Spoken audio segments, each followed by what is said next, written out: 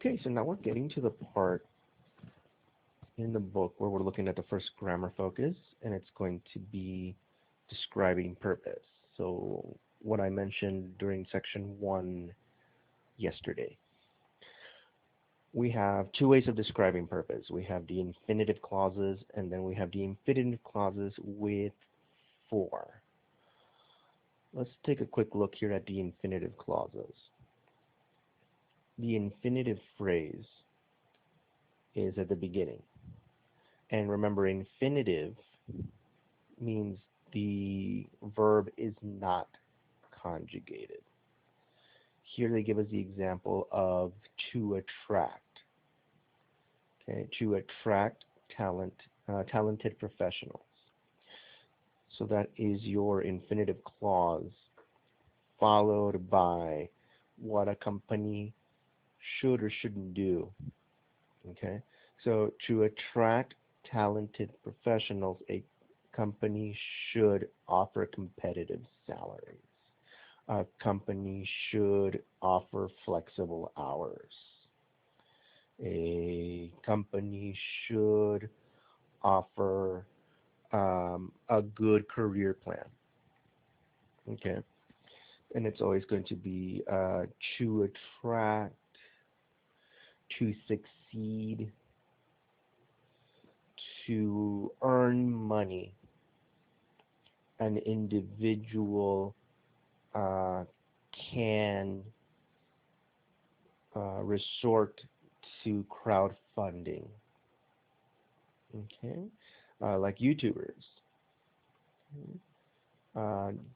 To make money, YouTubers rely on crowdfunding, such as Patreon. I forgot to mention Patreon yesterday, but Patreon is another way that you can crowdfund. It's very popular for YouTubers, but it's essentially for anyone, any creative individual, right? Or just anyone in general can have a Patreon. It's where people just donate directly. I forgot to add a documentary to the link description yesterday, so I'll go ahead and do it now. And I'll add an extra one that talks about the rise and fall of a particular YouTuber and how part of the scandal had to do with his crowdfunding. He was asking his fans for money to make a movie, and he never did, and he just kept the money. So he basically stole it at the end of the day because he didn't do anything with it. That's the problem with crowdfunding. If you promise something to people, they give you the money, and then you don't deliver, it's not pretty. So both of these documentaries that I'm going to add right now have to do with that. Again, for 1 hour. Heading back to the grammar focus, however. With the infinitive clauses, the good part about them, the cool part, is that you can have them at the beginning or at the end completely. So we have this phrase right here, to attract talented professionals, followed by a company should offer competitive salaries. Okay, you can flip them, and they still make sense.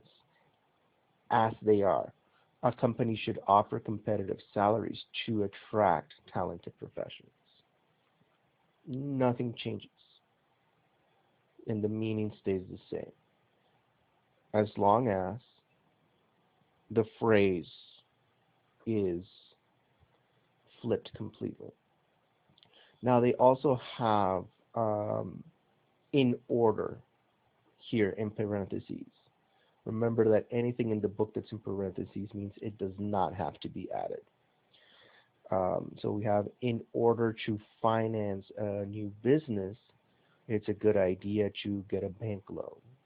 It's a good idea to borrow money from family and friends. It's a good idea to do some crowdfunding. Okay? It's a good idea to get a bank loan in order to finance a new business. Here, in order is very difficult to explain. since the direct translation doesn't exactly work out. The direct translation, at least according to Google, ends up being a fin de que, or, they just using for, para, okay? It's not a satisfying explanation. It doesn't mean exactly the same thing in either language. That's why it's so hard to explain. But it's as close as we're going to get. Okay? But don't think too much about it. And also take advantage of the fact that it's in parentheses. And then if you don't have to add it, then don't. But be aware that it's there in case it comes up on any test or quiz. Okay? And like I tell you in class, it might not be on the test, but it'll be in life. So, ojo, with in order. But same thing, right? In order to finance a new business, it's a good idea to get a bank loan. It's a good idea to get a bank loan in order to finance a new business. You can flip them, and it's fine. The same cannot be said for the infinitive clauses with for. For a small company to be profitable, notice that your infinitive verb is no longer at the beginning. Now it's for, or in order for. Okay? So for a small business to be profitable, it should have a good marketing plan. Okay? Here you cannot flip them and it still makes sense. You have to make more changes. So try not to. Try and keep them as is. Okay? Because remember that the it in it should have a good marketing plan refers to a small company. So if you're going to flip them, you're going to have to flip the subject, the noun that they're talking about. In this case, a small company. You would have to say a small company should have a good marketing plan for it to be profitable. So you can flip them. You just have to make the appropriate changes. So as I've been telling you all semester, keep it simple. Try not to get confused. If you have to think too much about it, then don't do it. Okay? Just go with what's easiest. And in this case, it's just for the infinitive clauses with for to leave it as is. As simple as that. Okay? In order for an app to succeed, it has to be easy to use. So you're going to have it clauses when it comes to the infinitive with for. Okay? Exercise A is fairly simple. You have to match them. And obviously there's more than one answer. So again, the one that makes the most sense. The one that makes the most sense. Section B, where it says give another suggestion for each goal in part A. So you just do it again. Obviously we can't do it in pairs so much. So just do it as part of the email that you're going to send me at the end of the week with all your answers. Okay? So yeah, just answer them however best you can, 1 through 5, and then with section B, just go ahead and whatever you thought, like, oh well, this one works with it too. Go ahead and just redo it. Section C, the group work, what kind of business would you like to have? Again, the section C's of the grammar focus, I like to see them on the Facebook comment section. Okay. So what kind of business would you like to have? So for example, my friend has a, it's not exclusively a cosplaying business. It's anything that has to do with anime. They also do T-shirts. They do figurines, miniatures, which is expensive and difficult. But mainly cosplay. They will do your model swords. They will do your wigs, everything. Right? So they have a cosplaying business. What can they do to be successful? They go to conventions. So in order to get attention for their business, they attend conventions. They've reached out to business partners in other states in order to uh, expand. Couldn't think of the word. In order to expand, they have reached out to other businesses. So here we're using our infinitive clauses. So just go ahead. What kind of business would you like to have? A supermarket, a salon, maybe. If you had your own business, abarrotes, groceries. But fairly straightforward. Just go ahead and leave it in the Facebook comments as always. And of course we have the word power. Word power. What qualities are important for success? What qualities are important for success? And we have a personal trainer, we have a politician, and we have a news website. Personal trainer. So I know a lot of you go to the gym, or some of you go to the gym. How many of you use a personal trainer? And did you have a choice in personal trainer? So, for example, when I used to go to the gym, when I was in the university, the gym I went to offered personal training classes, and obviously you had to pay extra, but they did this thing where, like, for a day, as a promotional tool, you could have the service for free for just that day. So I took advantage of it, and I went in, and they're like, "Hey, so this is Bob. He's going to be your personal trainer." I had no choice in the matter, and it was fine. It worked out. Guy had good ideas, and for the day that I went, it was fine. For those of you that use a personal trainer, did you pick them? Did the gym offer them? Did you have your choice, et cetera, et cetera? You know, and if you had your choice, what were you looking for in a personal trainer? Right. Rank this 1 to 5, 1 being least important, 5 being most important. Okay. That's the way we're going to do it. All right. Rank them 1 to 5, 5 being the most important.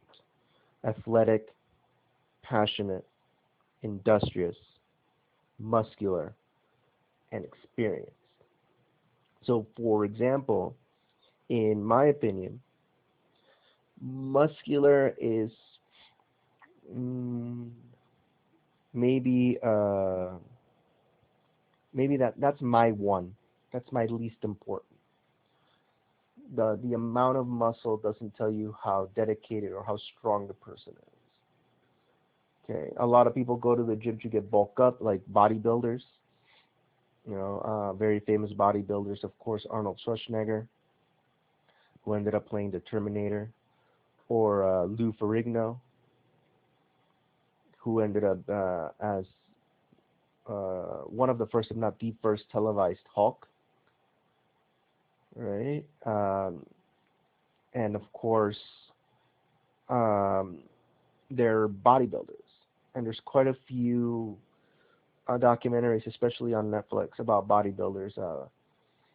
the Iron Generation, Pumping Iron, and a whole bunch.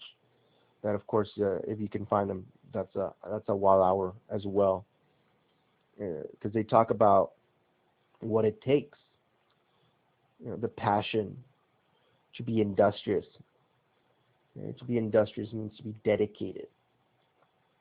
That you're gonna stick with the plan. Yeah. So these bodybuilders are very muscular, right? Almost to a freakish degree. It's too much. You don't have to look like that, right? Compare Arnold Schwarzenegger or Lou Ferrigno in their heyday in the 70s to Chris Evans for the Captain America movies. Captain America, he bulked up. Chris Evans, he bulked up for that movie, but he's not as muscular as Schwarzenegger and Lou Ferrigno. He's more defined, right? Also think of like Chris Pratt for Guardians of the Galaxy, or what's Christian Bale for the Batman movies. I think Christian Bale is a good example because he bulked up to like 200 pounds of muscle, and he doesn't look very big, but he looks defined. He looks cut, and that's very different. So that's why, to me, muscular, it's the least of your worries. It's whatever you're looking for in your workout. How about a politician? Clever. Right? Clever has to do with how smart they are. Charming. When someone thinks of a charming politician, it's also like charismatic. So think about like Obama or JFK. In Mexico, as far as a charming politician, the only one I can think of is Colosio. Colosio was very charming. If you look at his speeches on YouTube, he was able to connect with the people. He was very, very charming, especially in the interviews and stuff like that. I know I mentioned it in previous units, but Netflix has the two documentaries. One is 1994, and the other one is just Colosio, I think. 1994 is a much better one, but Colosio deals with his day-to-day. 1994 talks about the year, everything that happened in 1994. The STLN, the economic crash, the NAFTA, right? TLC, Tratado de Libre Comercio. So it talks about everything that happened during that year. I recommend it as a compare and contrast, because we're gonna be hit. We already are being hit with an economic crisis. And it's being compared to the one of 94 to 96. So it's a good idea to look into what happened then and compare it to what's happening now. For example, the one in 94 wasn't due to a pandemic. Easy as that. So there's an easy way to do a compare right there. Okay. Knowledgeable. Now this is a hard word for a lot of people, but it is knowledge. So knowledge and then able. We're not going to say able. If it was on its own, it would be able. What you're able to do. But when you connect it to a word like knowledge, it's knowledgeable. And it just means how much do they know. So knowledgeable, persuasive, how good are they at convincing people? This is very important.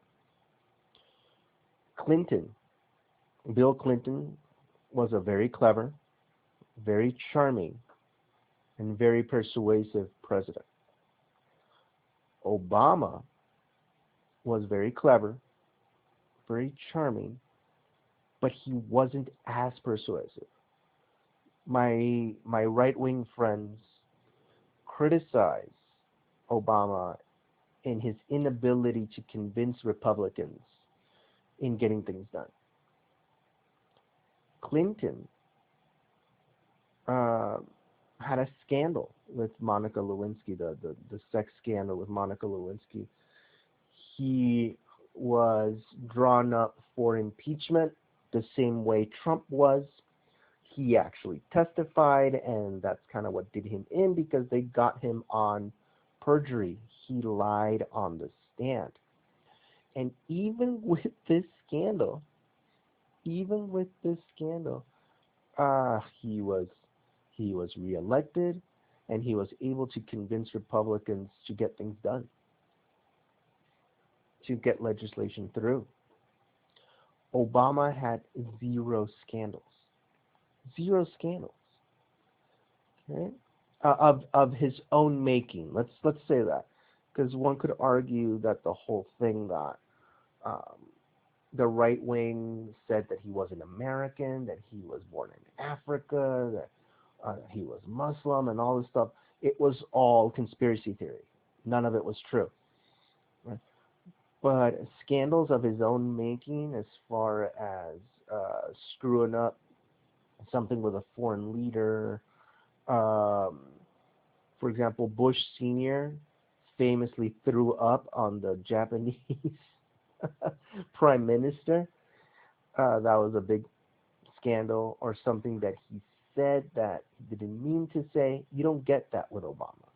So he didn't make any scandals of his own. He was very clever and he was very charming. But even with that, he failed to be persuasive with the Republican Party and wasn't able to get legislation through the way that he wanted. And tough. This one's come up a lot recently. Bolsonaro in Brazil, Trump in the United States, and to a certain degree, AMLO here in Mexico. These populist candidates got elected on platforms that painted them as tough men. I know it's hard to think of AMLO, who's more like your grandpa than like Putin. Putin is a famously tough president, um, as a tough individual. But remember that he ran on a campaign that um, he was going to deal with corruption. He was going to be tough on corruption. He was going to try corrupt politicians. He was going to shut it down, right? Just like Trump was going to drain the swamp, right? He was going to be tough on Washington. And they haven't been. Trump has been placing a bunch of CEOs in government positions for his benefit, not for the country's benefit or even that agency's benefit. He put the head of a pharmaceutical company as head of the health commission or something like that. Like who does that? Trump, right? So these politicians have been elected on this particular thing, and you do want some toughness in your politicians. I mean, they have to stand up to other governments. Jimmy Carter was a one-time president for the United States. He was a one-term president. He only served 4 years. And the only reason he served 4 years was because he wasn't tough. He wasn't tough. He was talking about diplomacy and peace and stuff like that. He was not tough. So he was only elected for one term. And in hindsight, he's become a folk hero. This guy's 90 years old, and he's building homes for people in need, and he's out there actually hammering nails. And his presidency which at the time was considered horrible, and he was considered one of the worst presidents ever. In hindsight, history's been kind to him, and he's seen as one of the better presidents that the United States has had, and how it's too bad that he was only one term.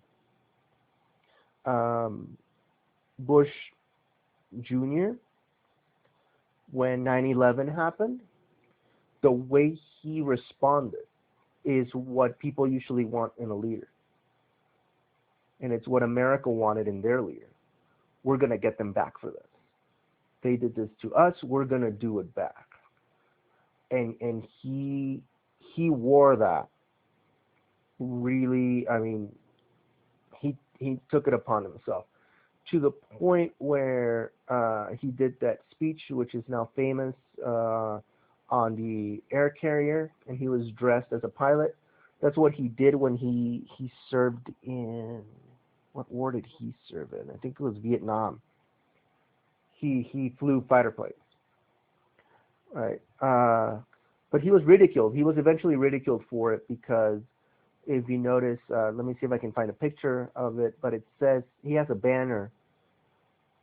He has a banner going from side to side saying "Mission accomplished," and nothing at that point was done yet. No war had been won. Nothing was finished. Remember that the wars that Bush took the United States into, Afghanistan and Iraq, the United States is still there. There's a constant tug of war in whether they leave the troops or they bring them out. Constant. All because he wanted to be tough. So remember, we do want a president to be tough. We want a president to get stuff done and defend their borders, but we don't want them to be bullies, and we don't want them to be irrational. We want them to be clever and knowledgeable. All right. So what do you guys think is the most important in a politician? A news website. News websites also very important. Think New York Times, the Washington Post. Like, where do you guys get your news? It's important. Do you get it from those newspapers? Do you get it from Time Magazine, The Atlantic? Or do you get it from, chuchitoperez.com.mx? Right. You guys may not remember this scandal, but there's a clinic in the United States called Planned Parenthood, and it's a health clinic mainly for women, but men can go too. Men can go too. They give you condoms for free. They give you free birth control. All right. So obviously conservatives hate them. They're like, how are you going to be giving free birth control? People shouldn't be having sex until they're married, right? But they give a lot of services, and again, mainly for women, like free breast exams and mammograms and stuff like that. They're controversial because they offer abortions. They offer abortions, and people hate that. They've been bombed. They've been targeted for terrorist attacks by extremist people on the right wing. They normally the people that work there have to cross picket lines. There's people outside, protesting and calling them monsters and that they're going to go to hell and stuff like that. All because not the only service, but one of the services that they provide is abortions. News came out years ago that they were selling the body parts from the fetuses or the organs and stuff like that they were selling them. And a friend of mine, a conservative friend of mine, went berserk.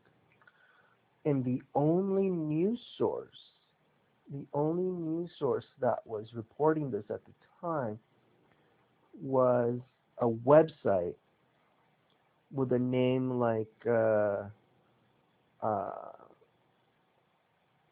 patriotsneedtoknow.com or something like that, right?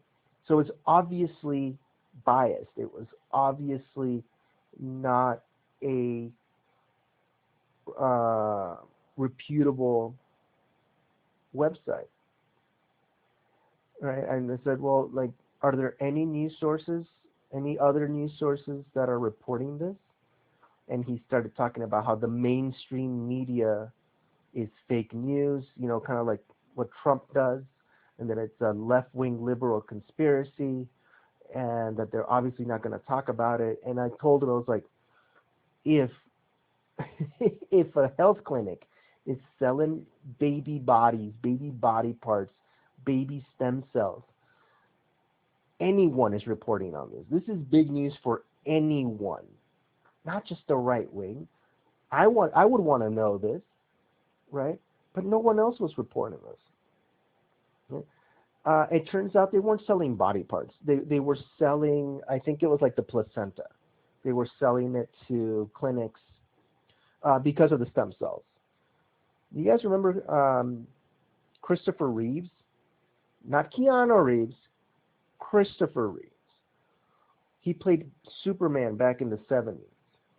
He was in an accident. He fell off a horse. He liked to go horseback riding. He actually competed. He fell off a horse and broke his neck and became a quadriplegic. He couldn't move anything below his neck, so he was confined to a wheelchair. Before he died, he became a huge proponent of stem cell research because research showed that stem cells, or células madre as they're known in Spanish, they could regenerate broken nerves. And for some people, regain movement. For some people, they could regain movement. So he became a huge proponent of that. So that's why Planned Parenthood was selling the placenta to agencies, health agencies, to investigate that, to research that. There we go, to research and development facilities. Okay, but they weren't selling the baby, the fetus. They also remember that in the United States, in Germany, in most countries, abortion is only legal up until the first trimester. And in the United States, in certain states, it's less than that. It's like 3 weeks, like almost as soon as it's conceived. A ridiculous point. To prevent abortions, they put ridiculous restrictions on it. Look into Georgia, Alabama, the South, mainly. They have really, really strict abortion laws. Okay. So I'm telling you this huge story to let you know that it was not a trusted news site. Okay. Think of like Alex Jones. Right. He's not welcomed on a lot of podcasts anymore because he's gotten into a lot of trouble for the things that he says. So I'll link a Last Week Tonight episode on Alex Jones so you guys can kind of get an idea of who he is and what he does and how his news site, while at first was a source of right-wing news, it quickly became into conspiracy theory stuff. Rush Limbaugh is another one. Okay. So what do you look for in a news website? Affordable. Most of the news that I get is on Facebook for free. Attractive. Do you want, remember, news. We're not talking Playboy here. We're not talking Instagram model. We're talking about news. Does it have to be attractive? Okay. Whenever I see this, I always think of Milenio Noticias. They're weather girls. They're attractive to the point that my friends in the United States love watching the news in Spanish just get a look at the weather girl. That's ridiculous. but it's true. It's also the source of memes. When the hurricanes start, right? When hurricane season gets rough, have you guys seen that meme that you know that it just got real when the Mexican news channel replaced the weather girl with a guy that actually knows what he's talking about, and it's like an old guy, an old he looks like a college professor. Let me see if I can find it. But yeah, because to give the weather on TV, you don't have to be a meteorologist. You don't have to. You're looking at a screen and you're telling people the numbers on the screen, right? Today in Jalisco, today in Guadalajara, we're going to see highs of 32, and we're going to have lows of 22. You don't have to go to school for that, okay? So some do, and some meteorologists on the news did go to school for that. But meteorologists that went to school, they're working for the National Weather Service. They're tracking storms. They're tracking tornadoes and hurricanes and weather patterns, and they're looking at the history, and they're looking at global warming. They're not working on your local news channel. Another thing that I notice when I look at attractive when it comes to news, not so much a website, but on TV. In the United States, local news is famous for always putting together an attractive young blonde with an old man. Always, right? My local news in Tucson was famous for that, and the United States in general is famous for that. They always pair a young blonde with some old guy. Okay? I'll see if I can find some examples of that. But do you want that from a website? I think what they mean by attractive, you can think of like the design. Is it easy to use? Does it have a design that it's easy for the eye to follow? Okay? So that to me is the least important quality, but that's up to you guys to fill out.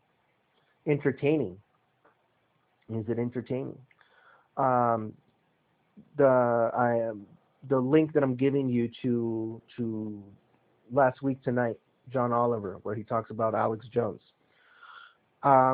It's news, but it's entertaining. This is something that became very popular in recent years, thanks to The Daily Show with Jon Stewart, which is now hosted by Trevor Noah.